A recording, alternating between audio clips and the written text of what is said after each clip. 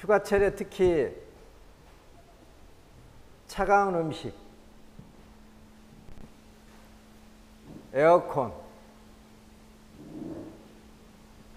이게 많이 노출되죠. 이렇게 되면 이제 냉방병이라는 달갑지 않은 이제 이 증상에 노출됩니다. 냉방병은 자율신경계의 부조화로 인해서 일어나요. 그러니까 쉽게 말하자면은 냉방병은 급격한 자율신경 실조증이에요. 우리 몸의 체온을 우리 몸은 외부의 체온을 감지해 가지고 내부 체온을 보호하는데 냉방병은 그러한 능력을 잃어버린 거예요. 누가 하냐면은 우리 몸의 자율신경이 해요.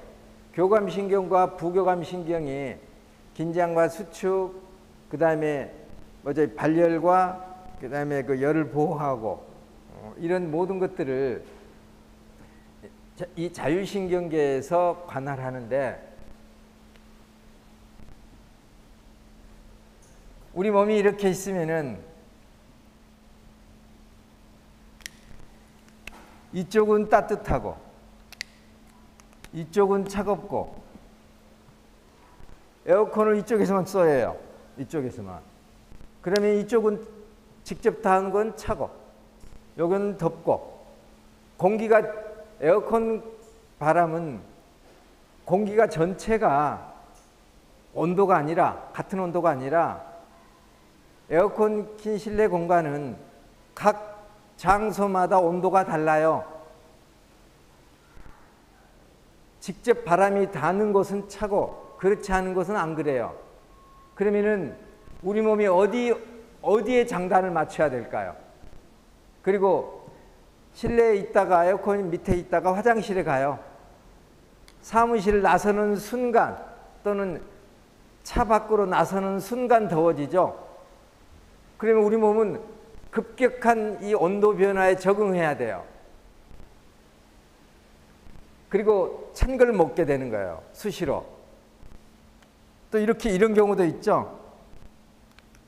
차기도 하고 순간적으로 같은 방향이어도 이쪽은 에어컨 바람이 직접 오고 이쪽은 덜 오고 이쪽은 많이 오고 여기는 덜 오고, 이러면 우리 몸이 이 조절을 못해요. 조절.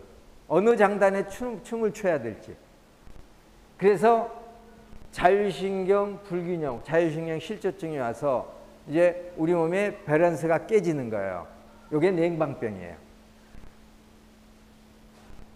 그러면은 두통에다가 무기력증에다가 감기도 아닌 것이 감기 같고, 미열도 나고, 그리고 또 구토도 나고, 그러면서 면역력이 뚝 떨어지면서 이제 2차 이제 질병에 노출이 되죠.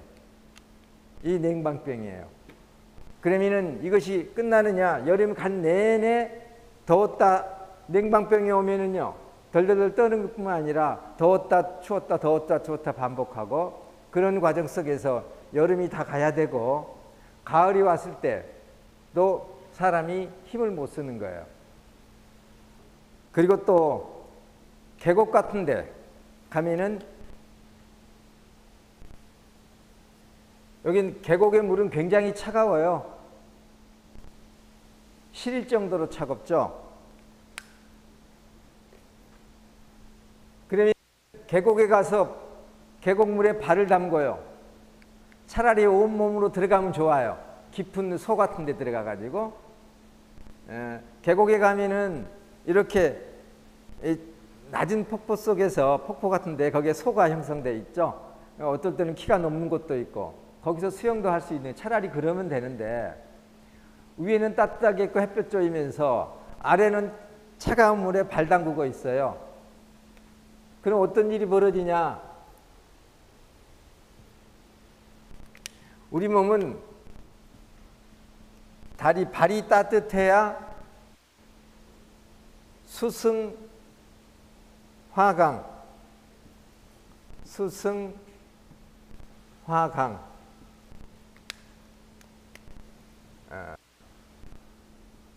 종열, 두한. 그래서 두한, 종열, 수승, 화강.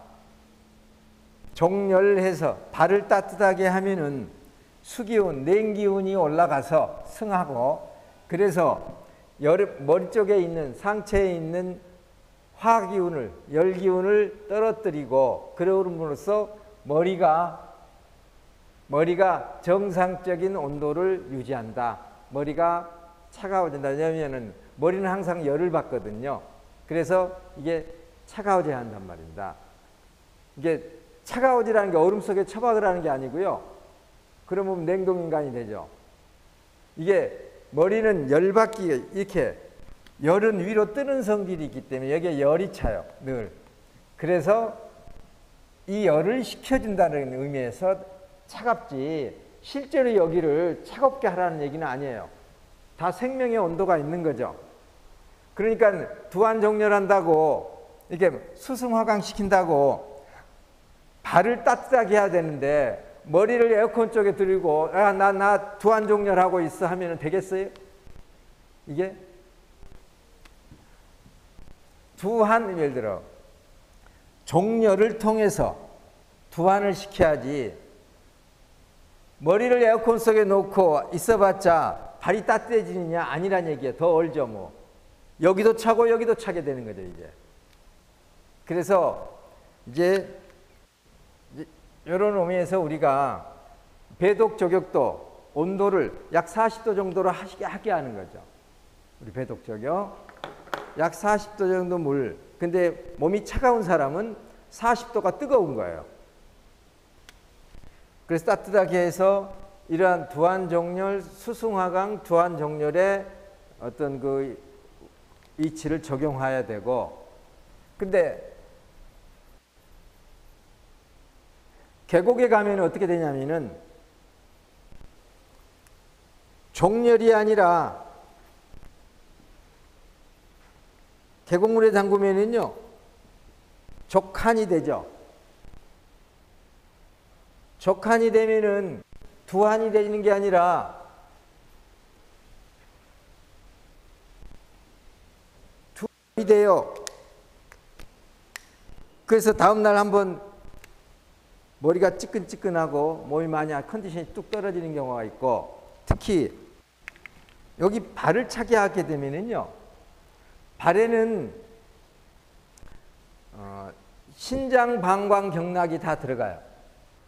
그러면 발을 차게 하게 되면은 위가 차가워지고 간과 쓸개도 문제가 오고, 그리고 신장, 방광, 자궁 다 차가워지고 여기가 냉해지는 거죠. 여기가 차가울수록 상열, 이쪽이 허열이 생기는 거예요. 그래서 혹시 계곡에 놀러 가실 때 물론 시원한 발에 담그는 것도 그 좋죠. 그렇지만은 하루 종일 그렇게 있지 말라는 얘기입니다. 잠깐 차가운 물에 발 담그고 물장구 치는 것도 좋죠. 시원하니. 서늘하잖아요. 이게 발 쪽으로 하니까 속이 시원해지죠. 근데 그게 너무 오래되면 지나치면 안 된단 말입니다. 그런 것을 염두에 두시고 적절히 즐기시면 되겠습니다.